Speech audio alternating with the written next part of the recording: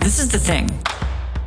Who you choose to hang around with, who you choose to have in your posse is exactly who you become. Choose your posse wisely.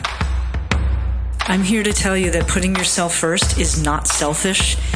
It's revolutionary. Welcome to the Ayurvedic Woman podcast, empowering women to light their lives on fire through Ayurveda, yoga, spirituality, and fitness. I'm going to say this one last time. Stop apologizing. Women do this all the time. They apologize for everything. What are you feeling sorry about? Stop.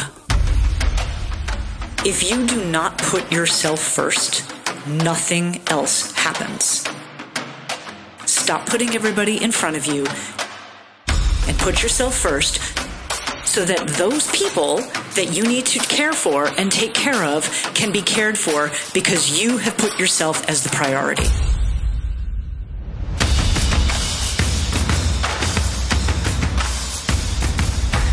Jai Bhagwan, Women Warriors, and welcome to the new Ayurvedic Woman podcast. This is very exciting. Have my sister and my co-host here, Ms. Prajna Madhavi. Welcome. Hey. Here we are. Oh my God, so good. So good. This is our first new podcast recording, so we're actually pretty damn excited about it. And you should be too. Coming at you with a whole bunch of new stuff. So what we decided to do with forming this new podcast was to start out with a weekly wellness check-in. And the purpose of the weekly wellness check-in is to see how both of us are doing and how, what's the pulse on the earth, what's going on with people, and to check in what is happening on the physical side, on the energetic side, mental, emotional, what is our level of consciousness, and, of course, the spiritual side. So how are things going with you?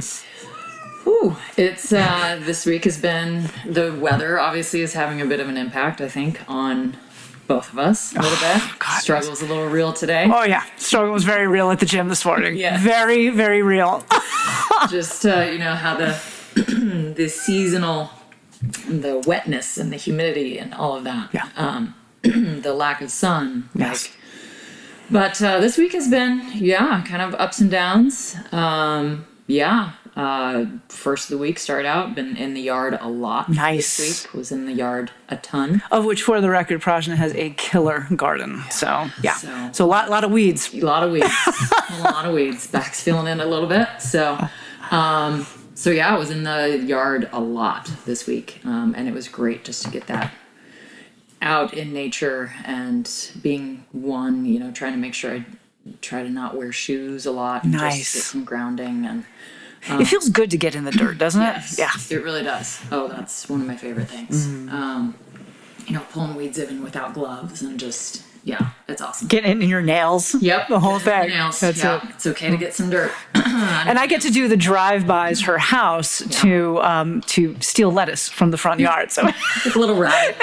All of a sudden it's gone.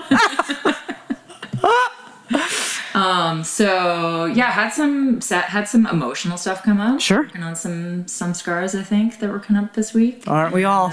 Dealing with that a bit. But feeling overall just strong. Like I can do this. I can take it on. And how about you?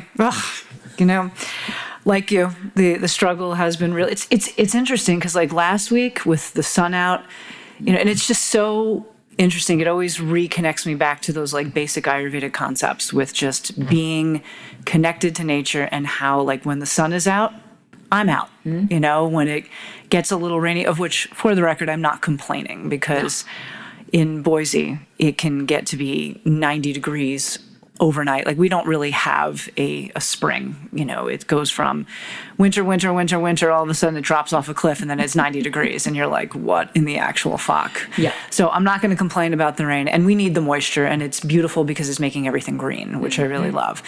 But the, getting up in the morning has been a little bit more difficult. But the good news is that this week, as you know, Michael and I, we had to run a yoga teacher training. So with doing the yoga teacher training, I had to get up and get my workout in before the 8 a.m. start for the program. So I was forced to get up. The good news is that the sun comes up early around here, So at 5:30, you can already see the sunrise, which is really beautiful in this part of the country, and specifically in Boise. I will completely and utterly admit that today I phoned my workout in. I completely phoned it in. I showed up. So you and I and Holly, we were there and we did the thing. Holly is our other colleague who practices Krav Maga with us, and we work out together as part of this Woman Warrior Academy. And she just came back from a trip. So it was really the first time all of us had been back together in the gym together for like the past week. But I thought to myself this morning, okay, you know what? It's that thing that Jocko Willink says, that the days that you don't want to do anything, the days that you don't want to, those are the days that count. And I have that voice in my head when the alarm goes off and I'm like, oh man, today's not the day. And it's like, this is the day that counts. Yes. So showed up. I know, exactly. Thank you, Jocko. So so we did it. And it would not have been as easy if I didn't have you two saying, yep, I'll be there. Yep. Because if it was just on me, I would have been like, sleepy. Exactly. Well, and that once again reinforces the super duper importance of having a team. You got to have a posse. Because even at the end of the workout, when you and Holly were like, okay, what do you want to do? And I'm like, I'm just going to go do abs. And then the two of you are like, I'm going to get on the elliptical. I'm like, fuck it. All right, I'll get on the elliptical with you guys. And we did it. We made it happen. So it was good. It's kind of like the days when you're like, let's do a little battle rope. And I'm just like, you want to do battle rope? No, but I'm going to do it anyway. So, well, we hope also, love to hear from those of you that are listening what your weekly wellness check-in is. Yes. What's going on with you? What are you dealing with mentally, emotionally, physically? Is there some struggle that's happening there? What can we do to help you out? Mm-hmm. On the spiritual plane, I think things are really good right now. I feel really connected to the Dharma, to what's, the work it is that we're doing in the world. So I feel good on that plane. How about you? This time of year is pretty easy for me because I'm out of school and I'm a high school teacher, all of you, at least for now. And we're getting her out. We have a date. Anyone who asks me this time of year, like, how you doing? I'm like, right now I'm really good because I can just wake up and do what I want during the day. So makes a big difference. Yeah. So that really helps the spirituality. Mm-hmm. Like I can get up and I can meditate and I can chant and I don't have to, on that schedule. There's a little bit more flow. Yeah, absolutely. But again, this week had some bumps in the road with some scars that have come up, and absolutely let it move through and get it out and just let it be what it's going to be. Well, it's also good, that those things still come up, but being able to gauge our progress with it, how it doesn't linger as long. People are always like, well, how do you know if, you've healed a samskara or something like that? And it's like, well, it really has to do with time, and the idea of how long is this, when this thing comes up, does it stay for weeks and months now, or is it more like days, and then sometimes it just gets down to hours, and slowly that is starting to become healed. So I applaud. I applaud you. Friends like you that I can call and be like, talk me down, get me off the cliff. Hey, and you've done it for me. Yeah. You've done it for me. So I get it. Yeah. Once again, the reason why you have to have a posse. So very important. Yep. All right. Well, today we're diving into some stuff. Yeah. The topic we plan to discuss today is this idea in Ayurveda known as the natural flow of the doshic tide, and the stages of accumulation, aggravation, and alleviation. And actually not only just applying it to our bodies, but applying it to life, which I think is really an important piece to it. So did you want to start, or you want me to talk a little bit about the process? Yeah, go for it. Okay. Talk a little bit about the process and then we'll... So in Ayurveda, there are these 3 stages that we call the natural flow of the doshic tide, and they are known as accumulation, aggravation, and alleviation. And what it really is how the potential for a disease or a state of dis-ease, that's where disease comes from, unfolds. And so in all of us, for those of you who have been listening to this podcast for a while, we have these three doshas. We have Vata, Pitta, and Kapha, and each of them have very specific functions of what they are responsible for. Vata is responsible for communication, transportation, and Pitta is responsible for our digestion and metabolism, and Kapha is responsible for the structure, the strength, the immunity, and lubrication of our body. And those have very specific systems that they are connected with, etc. And also, just so you all know, Pitta, Vata. Yeah. So super important to know that. Use examples in our own lives.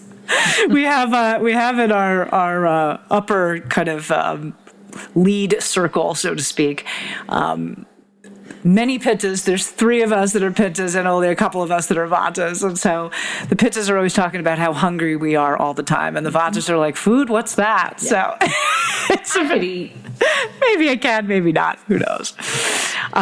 But disease doesn't, the dosha is the cause of disease, but disease happens in a specific location. It happens in either a dhatu, which is a tissue, or a shrota, or shrotamsi, which is the plural, which is can be a vein or an artery or something like that, and also an organ system. But these three stages happen. They're part of a natural process. And so accumulation is when the qualities of a dosha are beginning to build. And then the aggravation stage is when the qualities of that particular dosha are at its peak. It's its most aggravated state. And then the alleviation are when the qualities finally get a little bit of a break with that dosha. So just to use a current example, right now we are in the springtime, and all of these things are affected by the season, by age, by the time of day, as well as the climate, which we were talking about. And just in the intro of this, talking about like, wow, it's a little harder when the sun isn't out, et cetera, that indicates sort of a state of aggravation. So right now we are in the spring and it's raining outside today. And so Kapha dosha, which is made up of earth and water, is in its most aggravated state. So it's natural at this time of year to feel a little bit more sluggishness, we're coming out of the winter. Winter is the stage of accumulation for Kapha. And so right now it's in its most aggravated state. And then we have, when the summer comes, Kapha will be alleviated. Mm-hmm. What is on deck, so to speak, right now in the springtime is Pitta. Pitta is the qualities are starting to build. In the summer, it's when Pitta is its most aggravated, when there's a lot of heat and there's a lot of overheatedness that happens. And then in the fall, Pitta gets alleviated. It's like, oh, thank God the heat is over and there's some coolness that's happening. That's why a lot of Pittas really love the fall. And the Vatas hate the fall because... I mean, I love the season. Right, exactly. Yeah. But the climate and that time of year can have a really big impact on you. And I was actually thinking about that with my job. Yes. And, my muggle job and how... My muggle job. The fall is like that state of irritation. I'm like, that's when I go back to school. Right. It's like, that's kind of where all of that shows up. And then I think about, okay... So kind of the stage of summer is where you're like getting ready and like having to think about going back to school. And the best time of the year for me is, May. Right. It's like, I know I'm getting out of school soon. So I was like, wow, that's really fascinating how my job literally works right with my doshic accumulation, aggravation, and alleviation. 1,000%. And really it's an excellent example. And that's why we're just going to free you so that you don't even have to go through the aggravation stage, which we're pumping for, folks. Yeah. We're pumping for. But so then with Vata starts to accumulate. The qualities start to really develop in the summertime, and then in the fall it's very aggravated because of that dryness, because of that more mobile nature of the air, etc., because Vata being made up of air and ether. And then in the springtime, things are much more alleviated. So like right now you're like, hey, I'll deal with a little, wet kind of, warm, wet, muggy kind of. Yeah. So. And for everyone, winter doesn't really there's not really It kind of split. It's split between early winter and late winter. Yeah. So Vata is aggravated fall and early winter. Mm-hmm. And then Kapha is aggravated the late winter into the spring. Yeah. Kind of thing. So winter's kind of a crossover between Vata and Kapha aggravation. Perfect. Yep. All right. Mm-hmm. Love it. And you gave an excellent example of how this applies in life. Yeah. Okay. Like we go through stages of accumulation, aggravation, and eventual alleviation. So what are the things that are accumulating in your life, in your relationships? Yeah. When and how do they hit an aggravation stage? And when and how do they get alleviated? And all of that has to do with the practices that we put in place we know that these are going to be natural stages. We are all going to be in a state of accumulating things. We're all going to get into a state of aggravation, and then we look for that beautiful release of alleviation. And it's also the knowledge is power. So if you know that you're coming into the accumulation stage, it's doing the practices that will help alleviate that accumulation. Yep. Or when you know you're coming into an aggravation. Yep. For pittas in the summer, like the foods you eat, the practices, the things you take in, social media, things like that, those all Completely. have an impact. Physical body, the food body, those are all things that come into play. And the physical body is where we experience all of those things most acutely, because it's like, oh my God, I feel uncomfortable, etc. Like during the summertime in the Pitta season, I go outside. I feel like a vampire sometimes. I go outside between the early morning and then I'm kind of done by 11 a.m. And then I'm inside. It's like a duck and cover situation until probably about 6 o'clock at night. When you think about in cultures where it's really hot, yes, they're inside working in the afternoon. It's like they're just done. Yes. You see these poor construction workers here in Idaho. Out there at 2 p.m. with their signs, blazing heat, baking, and it's like, why do we do that? I don't understand. Because we don't pay attention, because society is doing its thing regardless of what's actually natural and supportive of people. So, yeah. Not that I want them up in the middle of the night, but have a siesta in the afternoon. Sleep. Absolutely. Yeah. Yep. So how these things, apply in society. So you had some thoughts. You were telling me about them this week. Yeah. So I was thinking I had a couple, and I think we can probably only hit one. That's okay. At a time. So my main focus was societal behavior. So yes. And the two that I thought of was we seem to go from, we have but we have complacency, and then we have like cancel culture. Yes. We have, don't do anything, sit on the couch, play video games. It's okay to be 300 pounds plus. And, that, complacency of not working out and all of those things. And I think COVID exacerbated it. It absolutely. And then you go to the cancel culture. If you say anything that offends me or, do anything that offends me, like we've seen it in the Bud Light canceling, boycotting of Target. It's like we go to those two extremes and there's like no middle. None.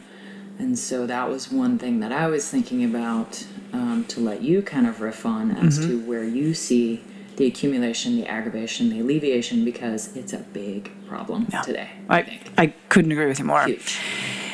I love it. I absolutely love it. And there's so much to say about it. And right now it's very present, because it just seems like there's one thing after another. It's, the things that you just brought up. It's Bud Light. It is Target. It's Ford. It's, all of these things. And I think that the biggest piece when we look at accumulation, aggravation, and alleviation, we tend to toggle in society on that level, in this example, between the aggravation and the alleviation stage. And what's even interesting about the alleviation stage is that the alleviation only lasts for like nanoseconds. It's not even like a full cycle of alleviation. Like with the doshas and the seasons, you get a full season of alleviation. You know, you're looking at, 3 full months, maybe even a little bit more because we have sort of inner seasons as well. But where you just like, okay, I get to kind of rest and digest. Whereas in society with the complacency, cancel culture, the alleviation stage is not lasting very long. And so people are in a constant state of aggravation. And then what's happening is that whole accumulation phase is being completely skipped. And so it's like, well, why is the accumulation phase important? The accumulation phase is really important because that is where awareness happens. Like we are accumulating information, we're accumulating ideas and thoughts, and it gives us an opportunity, it is an opportunity for us to be able to sit with what it is that we are experiencing or observing. And we tend to skip that phase and just go straight for reaction. Yeah. And that's not helpful. The whole process of living an equal and balanced life is to have that time where we're like, okay, I'm experiencing the situation, call it with whatever it is, whether it's, whether you agree with what happened with Bud Light or not. I mean, and actually all of that is actually irrelevant. Exactly. It's completely and utterly irrelevant. It's not even about the content. It's about, okay, how can, and the owners of the means of production, yes, I did say that, the owners of the means of production are going to continue to just like, I'm going to keep hitting that karma button, or that samskara button to try to keep triggering. And what we have to do is we have to say, no, I'm gonna sit with this. And rather than like, oh, this is the enemy and choosing camps and all of that kind of stuff, really thinking about, okay, from this Ayurvedic perspective, because that's the life that we live, from this Ayurvedic perspective, what thoughtful things can I write down? How can I process this experience before immediately going to aggravation and then spending all of our ojas, our mojo, in that aggravated state to then get to a small, like, alleviation stage, which actually is not even alleviation these days. It's more like fatigue. Yeah. So, I don't know. What do you think? No, I love it. I completely agree with that because it's like we do want to just fly off the handle, or it's just too much, and so we just give up. And zero it out. Yeah. And so, I think we are completely skipping the accumulation to where we're not taking in all sides of an issue, all perspectives of an issue. We just want to choose the one that our camp that we have decided on, and that's the one we're going to pick, and that's the direction we're going to go, which completely really takes us as an individual out of the equation and just says, I want to be with the group. Exactly. Because maybe that makes us feel alleviated. It could. Yeah. It makes us, I feel better now because I've chosen this side and I can, Yeah. But just staying in that scenario. The other part of that accumulation phase that you're touching on here, Praj, is that sometimes we don't have to do anything. Yeah. Like if we go through a thoughtful process, like everybody always feels like, especially in society now, that we have to react, we have to respond, we have to do something, etc. It's like, I got to get the like, I've got to respond to the text message, I got to, and I'm like crazed about that. And before you speak, decide whether or not it's an improvement upon silence. Like what Swami Kripalu says. Is it really that important? Is there any value? And sometimes I think that if we took time in the accumulation phase to just be like, okay, let me see, let me assess, etc. And sometimes like, I got nothing. Like, we don't have to respond to everything, because every time that we respond or feel like we have to respond or provoked to respond, et cetera, because that's really what it is. It's provocation. Yeah. That we're just expending so much of that energy in the wrong direction that you could be using of, like, working out, being in your garden, planning, cooking, and eating a lovely meal, spending time with your pets, spending time with your loved ones, with your partners, whatever the case is. Now, I'm not saying that, it's like, la, la, la, la, la, like, let me tune out and pretend that it's complacency. That, absolutely. The other side. Completely the other side, which actually is a subtle form of aggravation. It's like, oh, I'm tuning it out, but I'm knowingly tuning it out. And so therefore there's a subtle aggravation. It's not really like an alleviation. It's avoidance. Yeah. So. Or an ignorance. Exactly. Of an issue. Yep. Fascinating. Yeah. And I don't know if we want to go down this rabbit hole. Go. I think technology has made it 10 times worse, because we just have so many more opportunities to just fly off the handle and be quick with our answer. And again, it's no longer, only if you speak something and it's an improvement on silence. It's like only if you post something and it's an improvement on society. Right. If it's not an improvement, then don't post it. Yeah. It's just, if we're gonna extend all of that into technology, then if your post is not an improvement in anyone's life, then stop posting it. It's very interesting. It is. It really is. It really is. Was there anything else on that? I think that was pretty much it. Okay. I love that. I think it's a great way to look at it. So what this brings us to, what we are going to institute as part of our podcast, is what we are considering the weekly woman warrior. And we are going to, for those of you that know us, especially in the Ayurvedic Woman program, we're always pulling oracle cards or tarot cards to see, what the setting is of the day. What is the topic of the day? So what we'll do is I'm going to move these papers out. Why don't you do a spread here? Why don't you do a spread, and we'll see what it is. This comes from mine and Prajna's personal favorite oracle deck, which is known as the Kali Oracle. And we'll use different decks. I was actually thinking of investigating some since it's my birthday weekend, so I figured, let me see if I can get a new oracle deck. And for those of you that think that this is all woo-woo and witchcraft, okay, that's fine. It's fine too. That's fine too. No big deal. So we're going to do that. So do you want to pick? You want to have the honors to pick? Sure. Okay. Go ahead and pick. All right. Yeah, I know this seems probably a little woo-woo. Yeah. No, we're feeling the energy. You got to feel it out. Absolutely. I'd like to look at the one that kind of gets laid out oddly as well. It's always an interesting one. Matangi. Oh. Let's see. What number is she? 24. 24. I'm not going to read the full thing because it's very, very long. But yep, there she is. Matangi. She's fabulous. Glory.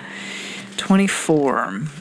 I'll just read the small snapshot. The reason why we like these so much is the artistry is just beautiful. So it really is.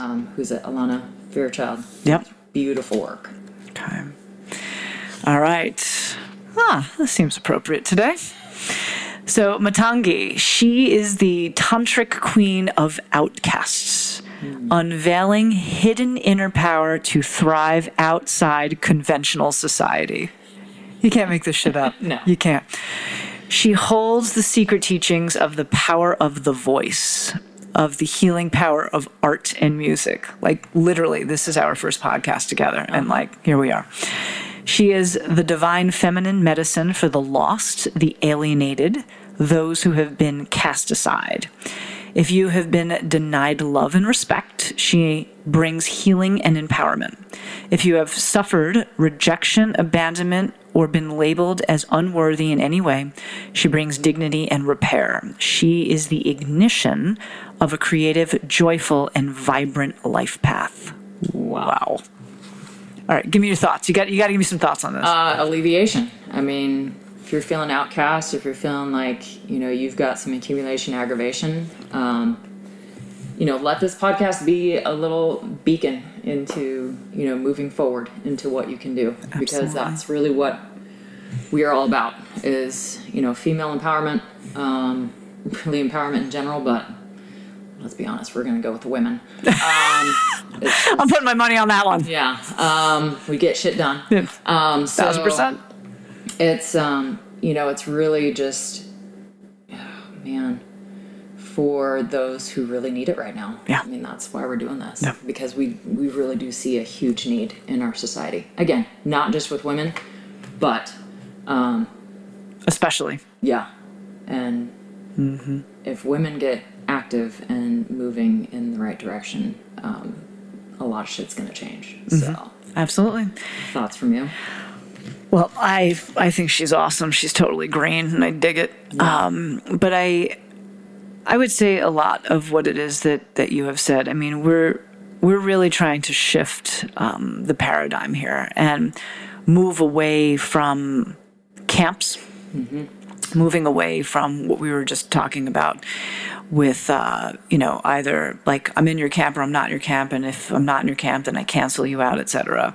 This is the thing, like, we got to give each other some grace, you know, and all of us have at one point in time been somewhat had the wool pulled over our eyes, or, you know, just in a state of aggravation all the time that you can't think clearly. You just can't. And so, like, I think that this particular card, which is really pushing things in the positive direction, and I think all of us need to join that, need to be part of that, and you know, ask questions.